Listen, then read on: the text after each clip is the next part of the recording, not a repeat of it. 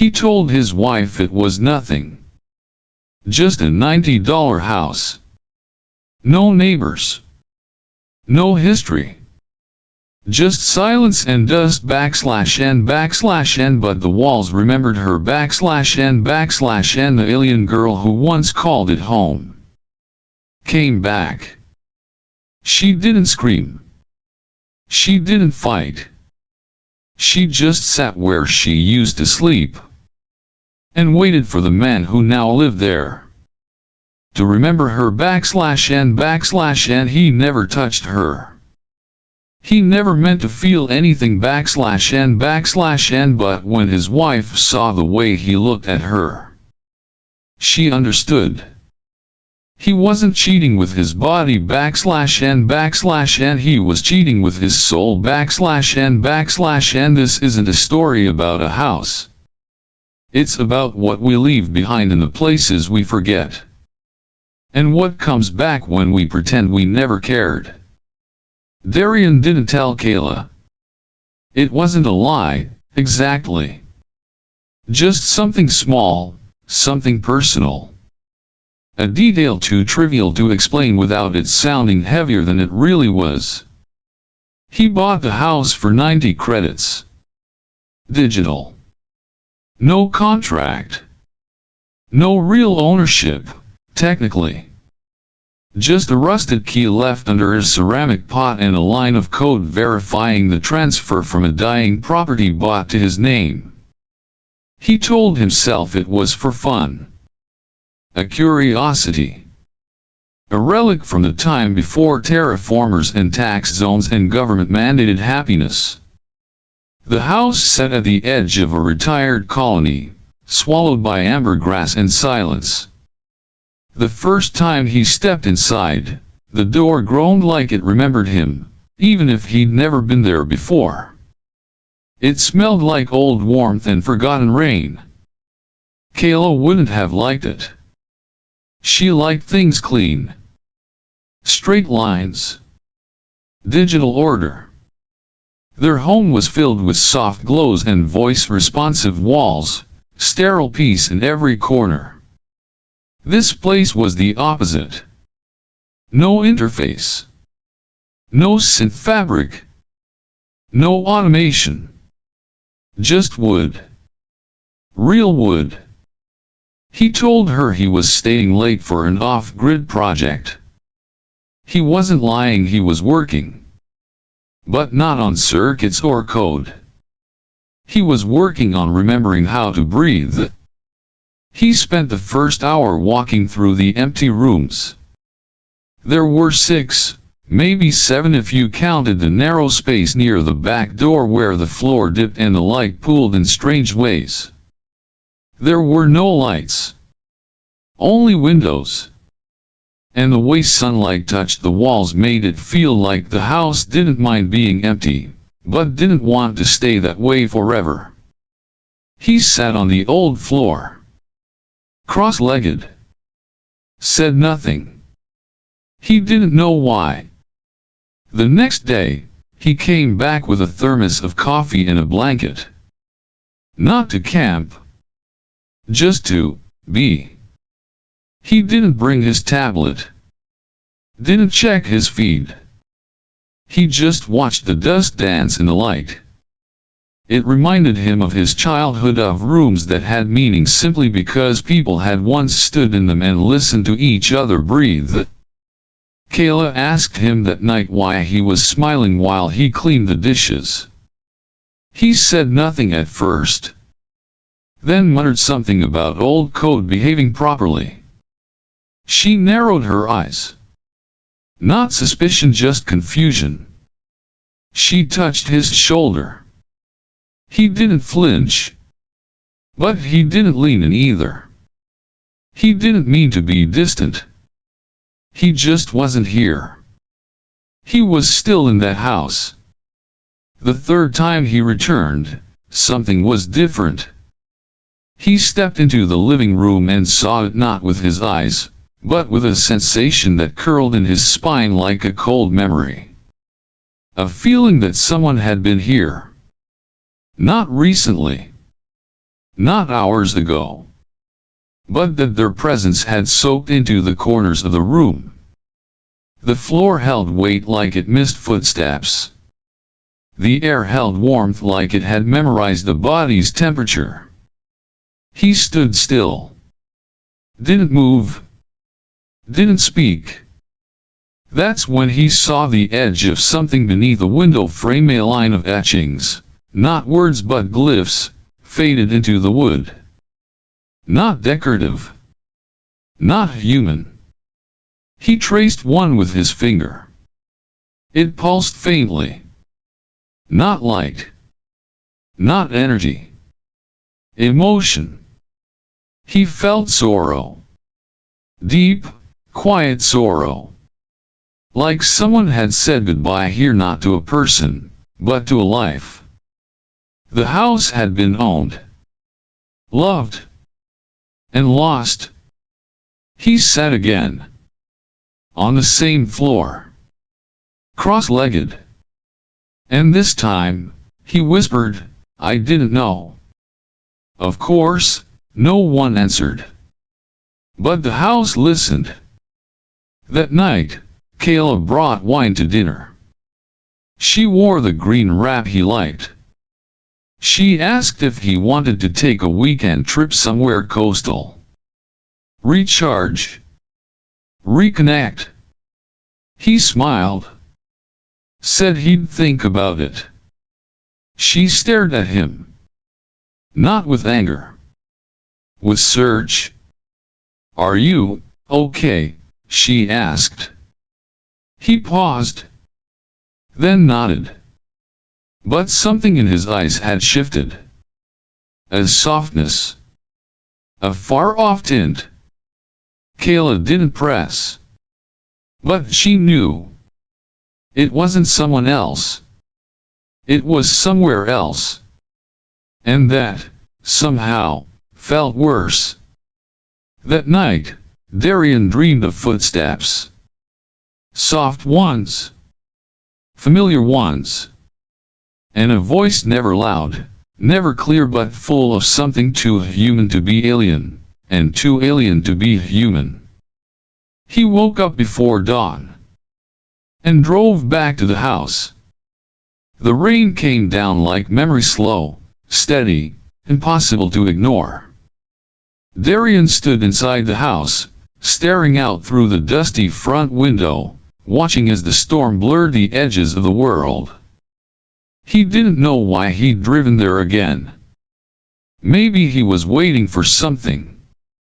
Or someone. Maybe just for the silence. Then he saw her. She didn't knock. She didn't speak. She just stood on the front porch, drenched, arms at her sides, eyes locked on the frame of the doorway like it still remembered how she used to pass through it. Her red hair clung to her cheeks, and her cloak dripped in slow rhythm, as if time itself had slowed for her return.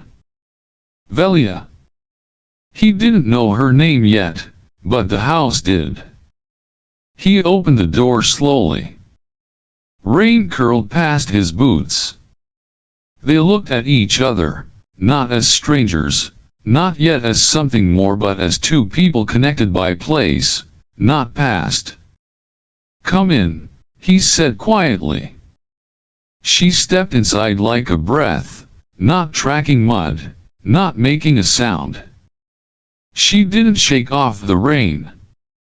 She just stood in the hallway, looking at the walls like she was walking through a museum of her own life. Darian didn't ask what she was doing there. Didn't ask how she found it. The house had always felt like it belonged to someone else. Now he knew it had.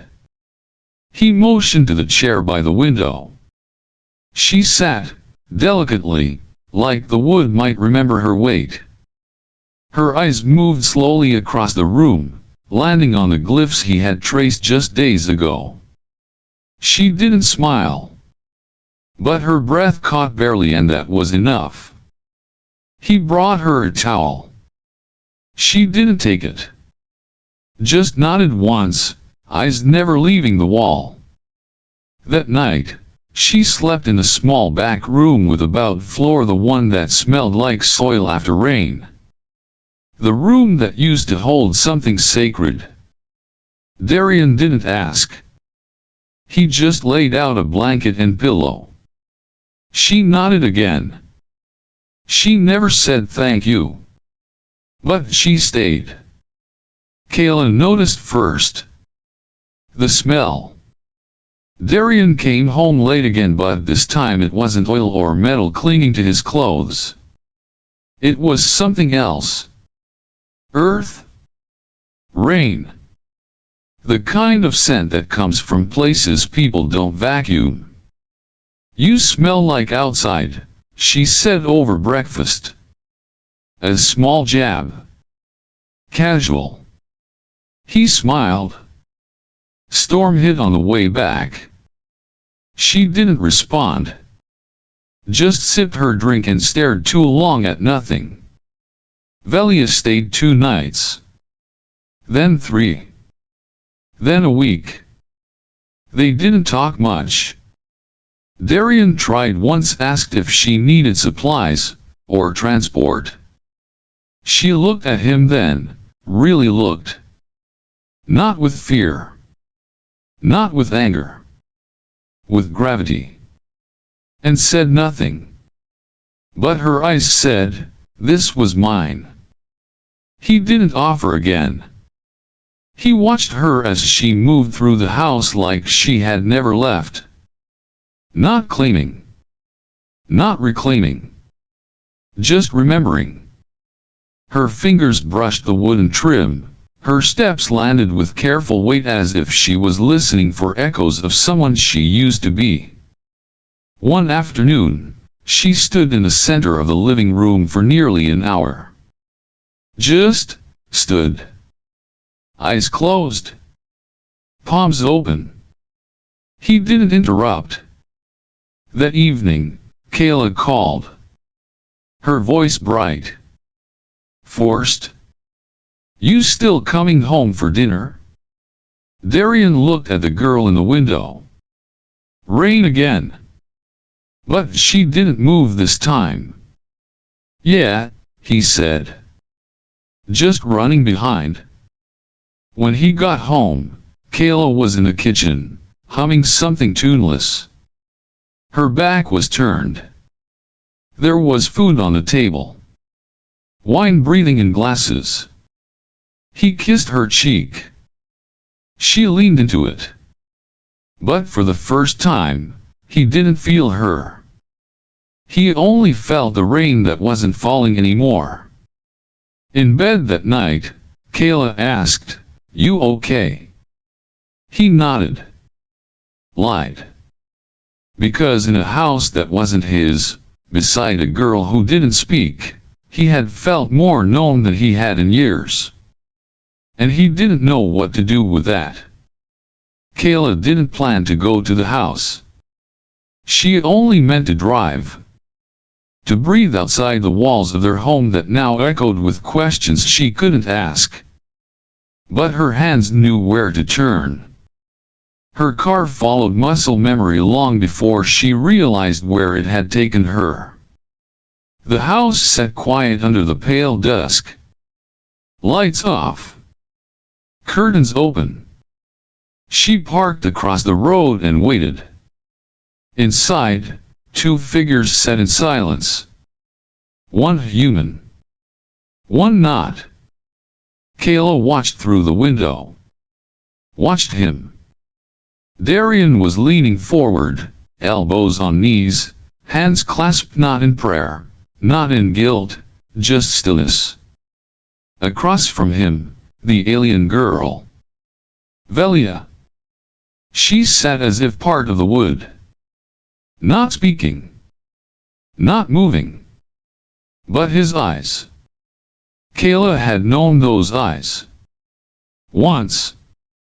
The way he looked at her at Velia wasn't lust.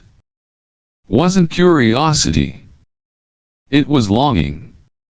like he was looking at a photograph of something he thought was gone forever, and had found again. She stepped out of the car.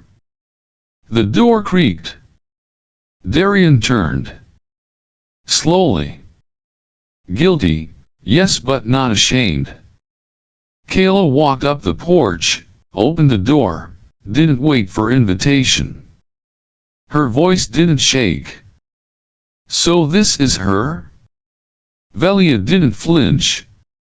She stood, slowly, but didn't speak. Kayla's eyes didn't leave her husband. Do you love her? Darian didn't answer. Because love wasn't the word. Not yet. Not fully. But something close. Something with gravity. I came here to see what you were running to, she said. Now I see you weren't running. You were, remembering. She stepped closer. Her eyes sharp. She hasn't said a word. But you've already told her more than you've told me in 5 years. Kayla. Don't. Her voice cut the room like glass. You didn't cheat on me with your body, Darian. You cheated with your silence. With your absence. With the way you look at her like she's a hymn you forgot you knew the words to. Velia stepped back. Her gaze lowered, not out of guilt, but respect. She turned toward the back hallway, the one with the bout floor, and walked away. No apology. No defense. She wasn't stealing. She was retreating. Kayla laughed once, bitter. She didn't even try. And she still won. Darian looked down. Then up. And for the first time, didn't lie. I didn't plan this. I don't even know what this is. But when I'm here, I feel. He stopped. Kayla filled it in. Real. A long silence. Then, I don't hate you for it, she said. I hate that you never told me you were dying inside. That you let me live beside a ghost and call it marriage. She walked past him, hand brushing his arm, not tender, not cruel. Just passing. At the door, she turned. You never looked at me like that. Not even on our wedding day. And then she was gone. Darian didn't chase her. He didn't move. Not until Velia returned. She stood in the doorway, watching the place Kayla had vanished from. Then she looked at him. Not inviting. Not victorious. Just present. He didn't speak. She didn't stay. She walked to the door, stepped into the dusk, and disappeared into the color of it. And Darian stood alone. But for the first time, he knew what silence really meant. The house was empty again. No voices. No footsteps. No shared meals or stolen glances. Just Darian, and the sound of the wind tracing the outer walls like a hand searching for a memory. Kayla had left 2 days after Velia. A suitcase. A note. Nothing dramatic, just final. He didn't stop her. There was nothing left to say that hadn't already echoed through the silence between them for years. He moved back into the house. Not because he wanted to live in it, but because he couldn't stay anywhere else.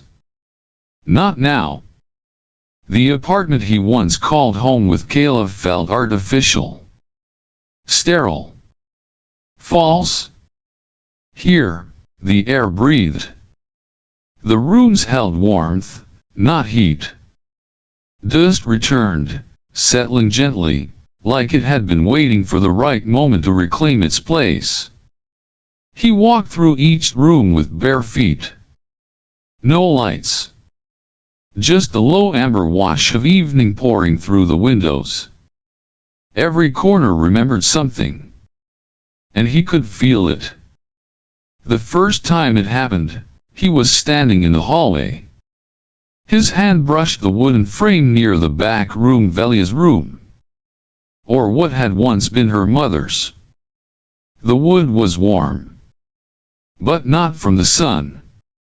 From something else. Something internal. He pressed his palm against it. And he heard it. Footsteps. Light. Measured. Moving across the floor behind him. He turned. Nothing. But the sound remained, just at the edge of hearing. The second time, he was in the kitchen. The window cracked open.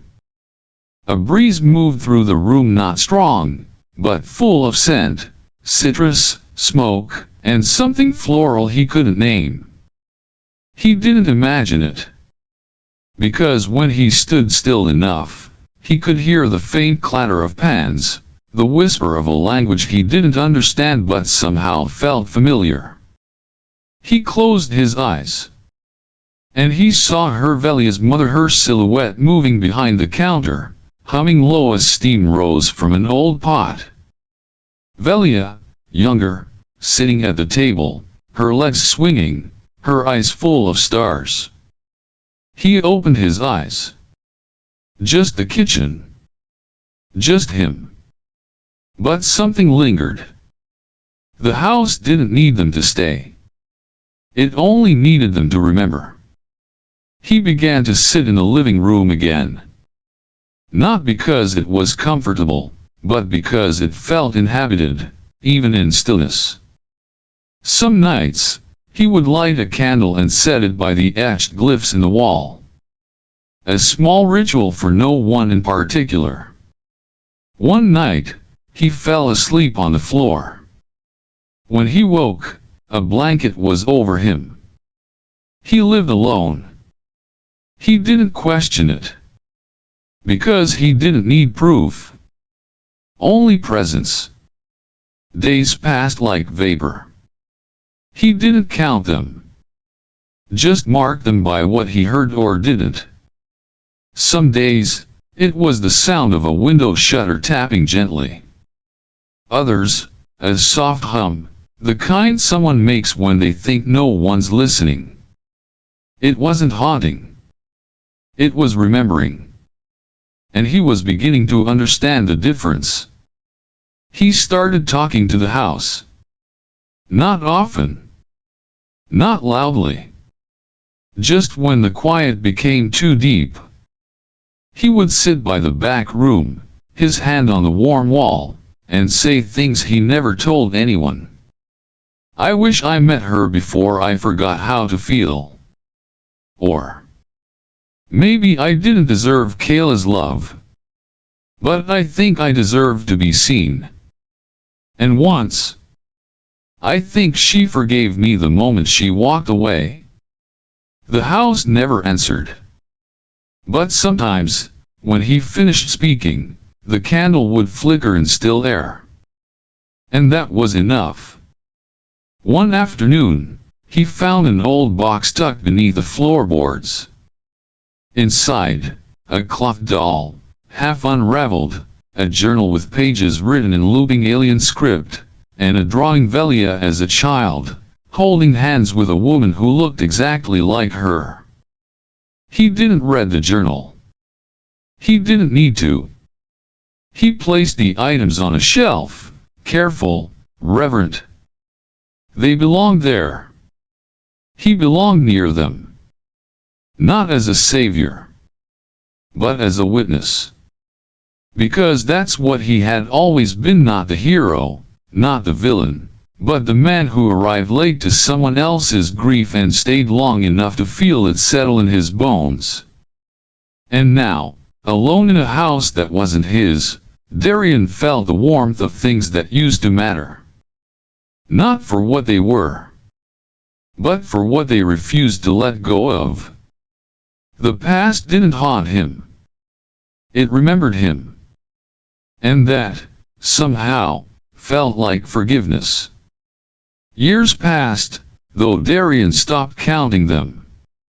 Seasons blurred in quiet cycles, marked only by the shifting of light through the windows, the occasional creak of the wood in the middle of the night, and the steady beat of his heart when he woke each morning and pressed his hand to the wall. It was always the same wall. The one near the back room. The warmth never faded. People forgot about the house. The colony expanded outward, not inward. New families moved into new units, streamlined, efficient, with clean angles and no history. Darian became something between a rumor and a footnote. The man who lived in the old place. Alone. Quiet. Steady. He liked it that way. He had no need for explanation. Not anymore. He would rise at dawn, make his tea, and sit by the window with the glyphs. He didn't light candles anymore. The sunlight was enough. Sometimes he would speak. Sometimes he would listen. There were no more footsteps. No more flickers. But the sense of presence remained, like a chord still humming long after the music ended. Velia never returned. And he never expected her to. But she had never truly left either. She was in the smell of the back room after rain. In the shape of the worn floorboards by the door. In the memory of silence that wasn't empty, but full. He had loved her. Not in the way of grand declarations or stolen nights. But in the way you love a moment you didn't know was your last. In the way you hold on to something that made you feel real, if only for a heartbeat. He didn't need her to stay to carry her with him. Some loves aren't meant to grow old. Some are meant to arrive, change you, and leave you better than you were. And he was. He was better. Not healed. Not whole. But human again. One morning, older than he ever thought he'd be, he sat by the wall and placed his palm against it, the way he always had. But this time, he didn't feel warmth. He felt stillness. Not absence. Not loss. Completion. He smiled. That evening, the sun poured gold through the windows. He walked through each room, touching the door frames, the shelves, the floor, as if saying goodbye without speaking the word.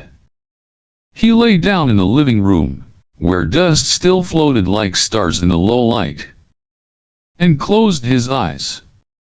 When the neighbors found him days later, they said he looked peaceful. There was a blanket tucked around him. No one knew who had placed it. On a shelf above him sat a drawing of a girl with red hair and bright eyes, holding hands with someone taller, older, smiling. No one remembered who she was. But Darian did. And so did the house.